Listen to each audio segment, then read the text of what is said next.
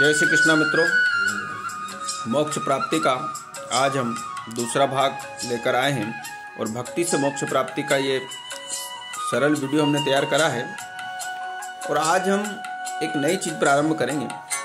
किसी से भी अब ये नहीं कहेंगे कि आप हमें लाइक करें, सब्सक्राइब करें या किसी प्रकार की चीज़ें करें, क्योंकि वो व्यक्ति का अपना स्वामित्व होता है। आप चाहें तो लाइक करें, सब्सक्राइब करें और ना चाहें तो ना करें, यह आपकी स्वेच्छा है।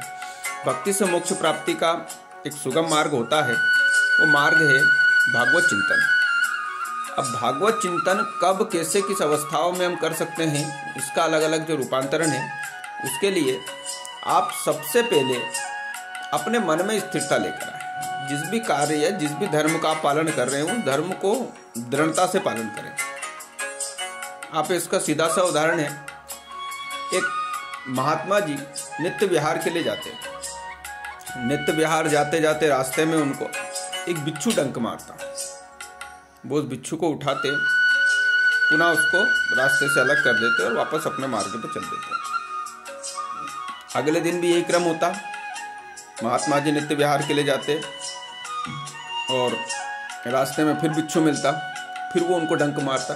महात्मा जी इसी क्रम में उसको उठाते, अलग रख देते। ये क्रम उनका नित्य चलता था। जब भी वो उस मार्ग से जाना होता, तब तक उनके साथ प्रकार की घटना होती। एक दिन उनके साथी ने, जो उनके शिष्य थे, उन्होंने पूछा, गुरुदेव आप नित्य जो है इसे मारते नहीं हैं, बल्कि उसको उठा के रख देते हैं, और ये नित्य अपना जो दुष्टता का कार्य करता है और आपको नित्य ये एक डंक मारता है। साधु बड़े प्रेम से उससे कहते हैं, एक बिच्छू होकर वो अपना स्वभाव नहीं बदल रहा है। वो अपना नित्य स्वभाव करता है, चाहे साधु हो, चाहे राजा हो, चाहे कोई आम मनुष्य हो। सभी के लिए उसका समान भाव है, वो सभी को डंक मारता है। तो मैं एक साधु होकर अपने स्वभाव का क्यों त्याग करूं? मेरा साधु का स्वभाव होता है क्षमा करना, मैं उसी स्वभाव का ही कार्य करूंगा। उसी प्रकार मनुष्यों को भी अपना नित्य जो कर्तव्य है, उस कर्तव्य का निर्वहन करते हुए चलें। वर्तमान समय बड़ा ही श्रेष्ठ समय है। इस समय पर भगवत प्राप्ति श्रेष्ठता से हो जाती है। बीच में एक व्यक्ति ने हमसे प्रश्न किया था कि इस जन्म में तो हम जो है बढ़िया खाएंगे, पिएंगे, ऐश करेंगे, और अगले जन्म में हम भगवान की प्राप्ति करने का कर्म करेंगे, तो भगवत प्राप्ति अगले जन्म में कर लेंगे। इस जन्म में तो हम आसानी से सारे कार्य करेंगे, निर्विघ्न करेंगे। तब हमने प्यारा सा उनको जवाब दिया था कि बड़ा श्रेष्ठ और अच्छा समय है। इस समय पे भगवत प्राप्ति बड़ा आसान है। इस समय पे आपको राम का नाम लेने के लिए कोई गोली नहीं मारेगा। इस समय पे आपको किसी प्रकार का भागवत भजन पूजन करने के लिए किसी प्रकार का कर या जजिया नहीं देना होगा, जैसा मुगल काल में आप लोगों को देना होता था। इतना अच्छा समय है, आप मस्तक के ऊपर तिलक भी लगाओगे, कोई आपसे ये नहीं कहेगा भाई तिलक क्यों लगाया, इसके लिए दंड विधान है शासन के द्वारा। इतने अच्छे समय में अगर आप भगवत भजन करते हुए नित्य क्रिया करते हो, तो आपका मोक्ष निश्चित हो जाएगा। क्योंकि शास्त्र कहता है, जिस व्यक्ति ने दिन में 2 बार भी राम राम का उच्चारण कर लिया, उसका उस दिन में किए गए और पूर्व में किए गए सभी पापों का नाश हो जाता है। तो अगर कोई व्यक्ति नियमित रूप से राम राम का उच्चारण कर रहा है, अपने कार्य में रत होकर कर रहा है, उसको किसी प्रकार का विघ्न, किसी प्रकार की चिंता करने की आवश्यकता ही नहीं है। नित्य जो है राम राम का उच्चारण करें, या जो भी भगवत नाम उसको जो अच्छा लगता है, क्योंकि सभी भगवान के स्वरूप हैं। अगर आप विराट अवतार का जो वर्णन देखोगे, विराट स्वरूप का वर्णन देखोगे, तो वहाँ पर सभी देवता, या अगर आपने कहीं अगर पढ़ा ना हो तो आप उसको किसी रूपांतरण में या फिल्म उसमें भी अगर देखोगे, जैसे महाभारत का एक सीरियल था, उसमें विराट स्वरूप का जब वर्णन करते हैं, तो वहाँ पे भगवान श्री कृष्ण का विराट स्वरूप धारावाहिक में भी जो दिखाया जाता है, वो आप उसमें गौर से देखोगे, उस विराट स्वरूप में सभी रूप हैं। उसी में भगवान विष्णु हैं, उसी में ब्रह्मा हैं, उसी में शिव हैं, उसमें गणपति जी हैं, उसमें वाराह अवतार है, उसमें तो अलग अलग आप किसी भी अवतार का जो रूप, उसमें भगवती का भी स्वरूप आता है। तो भगवान कण कण में व्याप्त है। आप किस देवता की आराधना कर रहे हो, किस रूप में आराधना कर रहे हो, उसी रूप में ही आपको भगवत प्राप्ति हो जाती है। जैसे विट्ठल भगवान का जो कथा आती है उसमें पिता की सेवा करने पे भगवान विट्ठलेश्वर प्रसन्न हो गए। वहीं पे अगर जो वर्णन अगर करते हैं तो गुरु सेवा करने से आपको चार चीज प्राप्त हो जाती है। जैसे नवदा भक्ति में गुरु चरणों की या गुरु सेवा करने से भी आपको भगवत प्राप्ति, ईश्वरी साधना या ईश्वरी शक्ति का प्राप्ति हो जाती है। तो रूप क्या है, स्वरूप क्या है, उसकी प्राप्ति कैसे होती है, ये आपको बड़ा सरल है। सांसारिक जीवन में आप सिर्फ दिन में सुबह सुबह किसी व्यक्ति को अपने इष्ट का नाम उच्चारित करता है तो भी उसका कार्य सिद्ध होता है। चाहे वो वृंदावन में राधे राधे करे, चाहे अयोध्या में राम राम करे, जय श्री राम करे, जय सीताराम करे, हर हर महादेव करे या जय श्री महाकाल करे, या नमो गणेशाय करे या जय माता दी करे, सभी उन्हीं के ही नाम हैं। किसी भी नाम का वो दिन में उच्चारण कर सकते हैं। और ऐसा कहा जाता है अगर आप किसी को नाम देते हो तो आपको नाम प्राप्त होता है, क्योंकि जो दोगे वही तो प्राप्त करोगे। हमारे यहाँ परंपरा है, कोई आता है तो राम राम करते हैं तो वो भी आपको राम राम करता है, तो आपने उसको राम राम कहा, उसने आपको राम राम कहा, तो आपने नाम दिया, उसने नाम दिया। तो नाम देने और नाम ग्रहण करने की बड़ी श्रेष्ठ परंपरा हमारी संस्कृति में घुल चुकी है। क्योंकि जो दोगे वही पाओगे, गाली दोगे गाली पाओगे, प्रेम दोगे प्रेम पाओगे, क्रोध दोगे क्रोध पाओगे, ईर्षा दोगे ईर्षा पाओगे। तो जो दोगे वो प्राप्त करोगे, सीधी सी चीज। वैसे ही वो जिस प्रकार से, क्योंकि भाव अलग अलग है, आप माया के अधीन अगर रह के किसी कार्य को करो तो माया से अधीन ही रहोगे। क्योंकि कई बार जब ज्ञान वैराग्य का त्याग करके और वैभव में वैराग्य को या भक्ति को देखता है तो वो हमेशा दुख प्राप्त करता है। इसका सीधा सा उदाहरण अगर आप देखोगे, रामायण के अंदर एक वर्णन आता है कि रामायण में ज्ञान, जो अहिल्या माता की कथा आती है तो माता अहिल्या की बड़ी सुंदर सी कथा चित्रण है। माता अहिल्या ज्ञान थी, माता अहिल्या इतनी ज्ञानी थी और इतना स्वयं को ज्ञान मान सकते हो, माता अहिल्या ज्ञान थी। उन्होंने वैराग्य ने अपने पति गौतम के रूप को उन्होंने वैभव में देखा, यानी इंद्र में देखा, तो उनको दुख की प्राप्ति हुई, तो जड़ हो गई।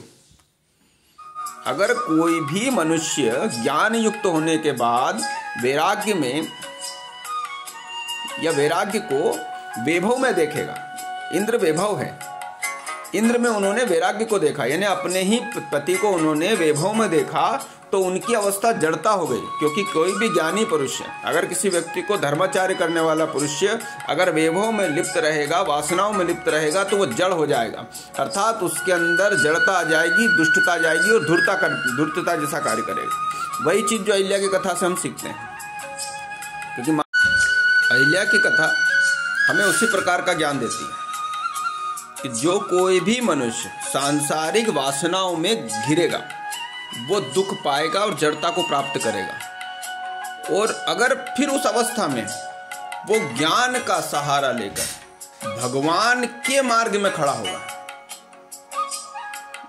और भगवान के मार्ग में खड़ा होकर चाहे जड़ता कोई प्राप्त क्यों ना हो जाए, तो ज्ञानवान मनुष्य अगर जड़ता को प्राप्त होने के बाद भी अगर भगवान के मार्ग में अगर आएगा, भगवान के मार्ग पर अनुसरण करेगा, तो उस मार्ग, क्योंकि भगवान का जो मार्ग है वो धर्म का मार्ग है, वो धर्म के मार्ग में आने वाला मनुष्य चाहे कितना ही पापी क्यों ना हो, कितना ही बुद्धि के द्वारा उसने नीच कर्म क्यों ना किया हो, वो व्यक्ति उनके चरणों की रज को प्राप्त करके उसी समय मुक्त हो जाएगा। यह हमें अहिल्या की कथा। और यही भगवान की जो मानस है वो मानव चरित्र को बताने के लिए उन्होंने की है। क्योंकि भगवान रामचंद्र जी का जो मानव देह में जो जन्म उनका जो हुआ है या अवतरण हुआ है, वो अवतरण उनका दिव्य रूप में हुआ है। क्योंकि उनके बारे में कहा जाता है भगवान का तो ना कोई रूप है, ना रंग है, ना आकार है, वो अलग अलग स्वरूप को धारण करते हैं। मानस के अंदर बालकांड में गोस्वामी जी लिखते हैं, एक अनीह अरूप अनामा अज सचिदानंद पर धामा व्यापक विश्वरूप भगवाना ते ही धरी देह चरित कृतनाना। जो परमेश्वर एक है, जिनके कोई इच्छा नहीं है, जिनका कोई रूप और नाम नहीं है, जो अजन्मा सच्चिदानंद और परम धाम है, और जो सब में व्यापक विश्व रूप है, उन्हीं भगवान के दिव्य शरीर धारण करके अनेक प्रकार की लीला करते हैं। और वही लीला वो संसार में अनेक अनेक रूपों में करते रहते हैं, क्योंकि भगवान अनेक रूपों में है, वो सभी उन्हीं के रूप हैं। तो हमें कभी भी ये नहीं करना चाहिए कि उनका ये स्वरूप अच्छा है, ये बड़ा है, ये छोटा है, क्योंकि उन्होंने अग्नि पुराण के अंदर भी भगवान ने कहा है, भगवान श्री कृष्ण जो है बाणासुर को कहते हैं कि जो मनुष्य शिव में और विष्णु में भेद करता है वो मनुष्य नरकगामी होता है।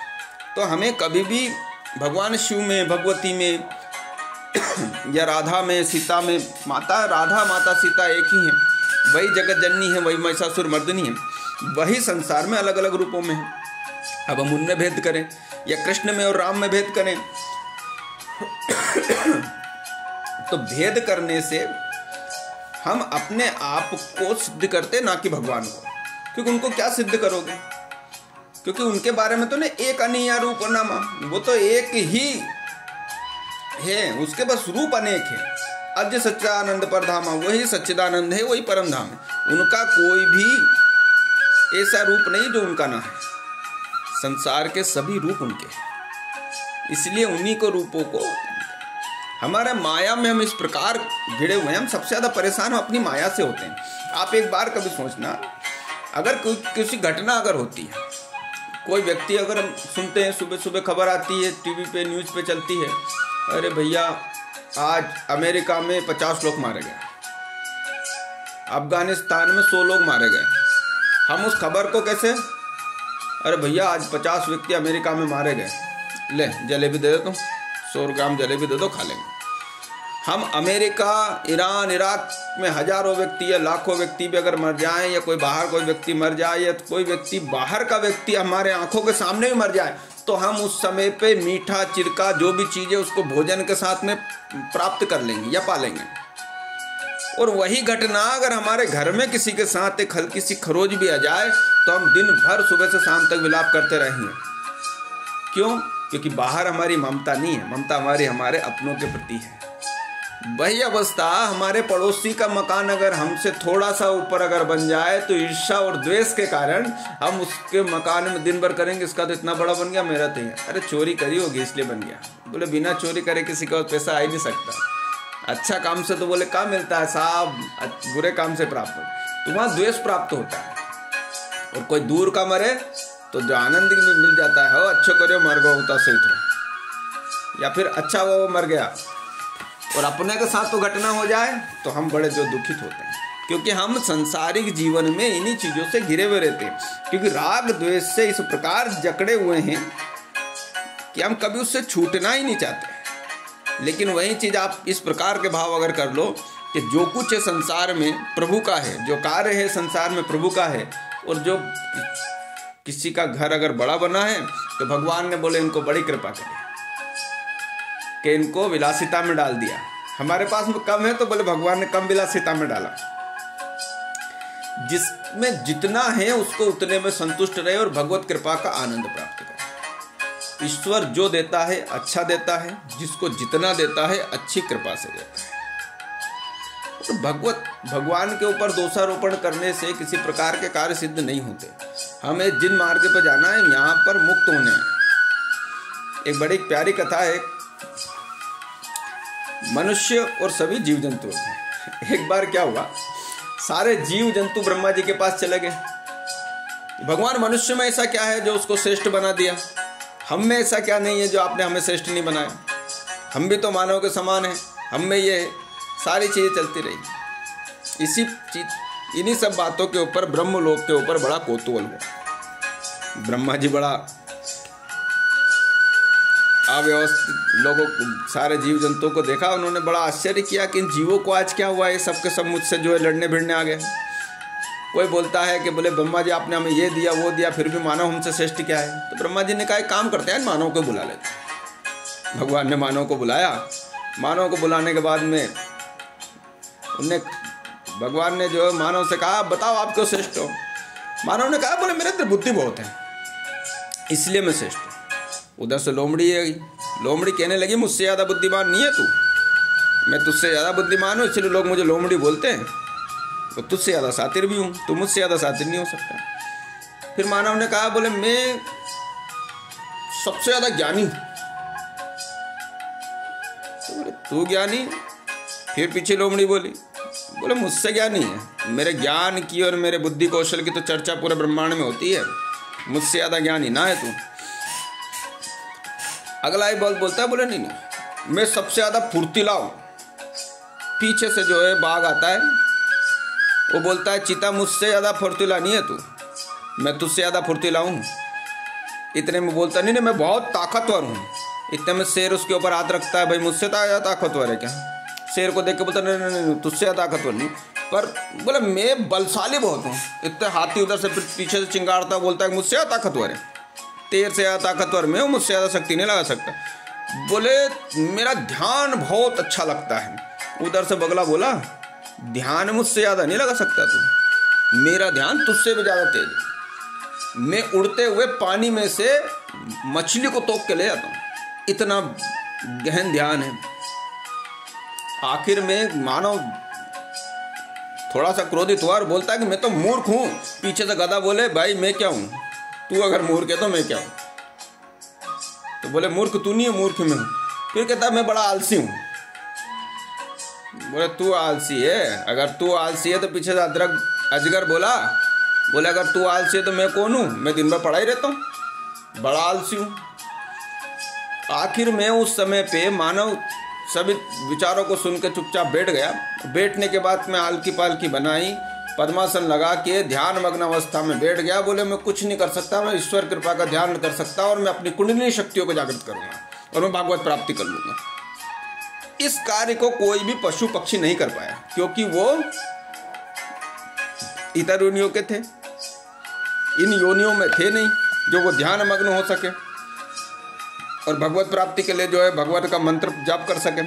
और सब के सब शांत हो गए। बोले कि फिर भगवान ब्रह्मा जी ने कहा, इसीलिए मानव देह श्रेष्ठ है कि मानव देह से मानव भगवत प्राप्ति कर सकता है। बाकी चीजें तुम में श्रेष्ठ हो सकती है, लेकिन मानव में एक चीज श्रेष्ठ है और वो है उसका ईश्वर के प्रति ध्यान और अन्य विधियों के द्वारा ईश्वर को प्राप्त करना, कुंडलिनी शक्ति को जागृत करना और चेतना शक्ति को बढ़ाना। ये क्रिया कोई जीव जंतु नहीं कर सकता।